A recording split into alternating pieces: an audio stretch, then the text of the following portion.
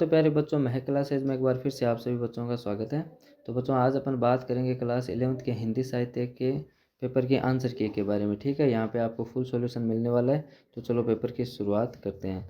तो देखो बच्चों, इसका सेक्शन जो ए है, इसमें आपसे ये गद्यांश पूछा है, ठीक है ना। और ये इसके क्वेश्चन आंसर है। तो फर्स्ट क्वेश्चन देखो क्या कहता है, संसार में अमर कौन हो पाते हैं। तो फर्स्ट लाइन में इसका आंसर पड़ा है, देखिए। संसार में अमरता ऐसे लोगों को मिलती है जो अपने पीछे कुछ आदर्श छोड़ जाते हैं। बस ये इतना ही आंसर होगा, ठीक है।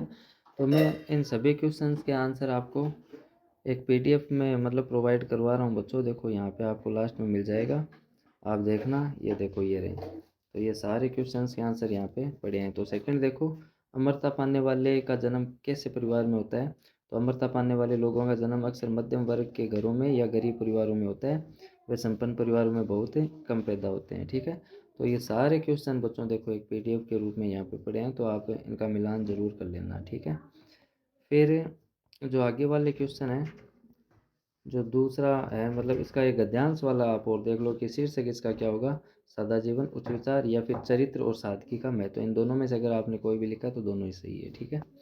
फिर जो दूसरा क्वेश्चन था उसमें आपसे पद्यांश पूछा था और उसके क्वेश्चन आपसे पूछे थे। कवि किसको जगाना चाहता है। तो कवि उस आदमी को जगाना चाहता है जो सो रहा है और अपनी वास्तविकता तथा समय से बेखबर है, ठीक है। तो ये सारे क्वेश्चंस के बच्चों आपको यहाँ पे आंसर मिल जाएंगे। बेवक्त जागने पर आदमी क्या करेगा। बेवक्त जागने पर आदमी घबरा कर भागेगा। वह उन लोगों को पकड़ने की कोशिश करेगा जो समय पर जागकर उसे आगे निकल गए हैं, ठीक है। तो ये सारे क्वेश्चन आपको यहाँ पे मिल जाएंगे बच्चों। पूरे पेपर का यहाँ पे सॉल्यूशन है।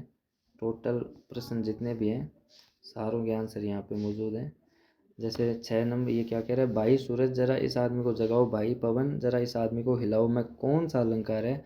तो मानवीकरण अलंकार है, क्योंकि यहाँ प्रकृति के तत्वों सूरज पवन को मनुष्य की तरह व्यवहार करते हुए दिखाया गया है, ठीक है। फिर जन संसार किसे कहते हैं, जब किसी यंत्र या माध्यम जैसे रेडियो टीवी इंटरनेट के जरिए एक विशाल जन समूह के साथ संवाद किया जाता है या सूचनाएं साझा की जाती है तो उसे जनसंचार कहते हैं, ठीक है, यानी मास कम्युनिकेशन।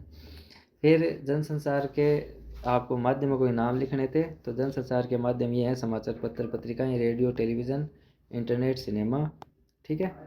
फिर छठा सातवां आठ उसमें बच्चों आपको करना था, उसमें लेटर वगैरह पूछे थे तो उसके आंसर यहाँ पे नहीं है।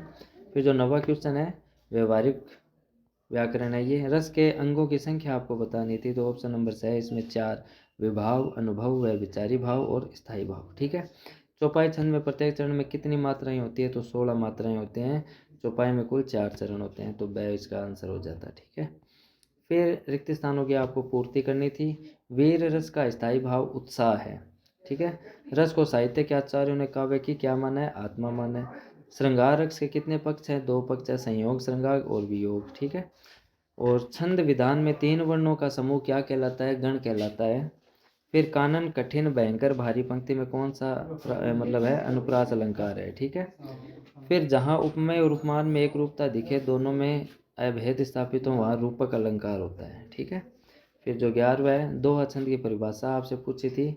तो ये यहाँ पे आपको परिभाषा दी गई है। दोहा एक अधर्म सम मात्रिक छंद है। इससे पहले तीसरे चरण में 13-13 मात्राएं तथा दूसरे और चौथे चरण में 11-11 मात्राएं होती है, ठीक है।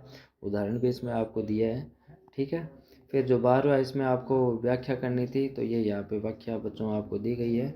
इसमें आप देख सकते हो, ध्यान से इसको आप पढ़ लेना, ठीक है।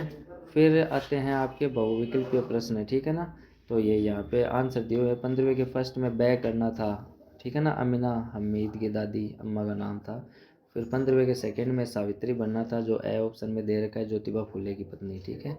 15वें के तीसरे में बै बनना था, सूर सागर के रचयिता सूरदास। फिर 15वें के चौथे में बै होता, 15वें के पाँचवें में ए होता, 15वें के छठे में बै, ठीक है। फिर 15वें के सातवें में आपको बै करना था, 8वें में से करना था। फिर 21वां क्वेश्चन बच्चों, उसमें भी ऑप्शन आपको दे रखे हैं। तो 21वें के फर्स्ट में ए करना था, 21वें के सेकंड में दै करना था, फिर 21वें के थर्ड में ए करना था, फिर 21वें के चौथे में आपको बै करना था, ठीक है। फिर आता है 13वां क्वेश्चन। तो 21वां का पहले ही आंसर आ चुका है बच्चों। फिर 13वें क्वेश्चन में आपको व्याख्या करनी थी, तो ये व्याख्या आपको यहाँ पे दी गई है बच्चों, देख लेना, ठीक है। फिर 14वें में आपको साहित्यिक परिचय पूछा था महादेवी वर्मा का और प्रेमचंद का, तो ये इनका परिचय दिया गया बच्चों, देख लेना, ठीक है। फिर आता है 16वां क्वेश्चन, ठीक है। इसमें भी पॉइंट दे रखे हैं। गूंगे का स्वाभिमान हामिद के तरक, तो ये बता रहा है, इसमें आंसर बताया हुआ आप देख लेना, ठीक है। फिर 18 गूंगे को सहानुभूति क्यों नहीं चाहिए, तो इसमें ये इसका आंसर पड़ा है, ठीक है। फिर आता है बच्चों 20वां प्रश्न, भारतवर्ष की उन्नति कैसे हो सकती है, तो इसका आंसर यहाँ पे पड़ा है। लेखक ने शरद को रॉबिनहुड क्यों कहा है, तो ये 22वें का आंसर हो जाता है। तो बच्चों मैंने आपको पूरा पेपर की मतलब PDF आपको दे दिया, आंसर दे दिए हैं। आई होप आपका पेपर अच्छा हुआ होगा। अब अपन नेक्स्ट पेपर में मिलेंगे, तब तक के लिए बाय।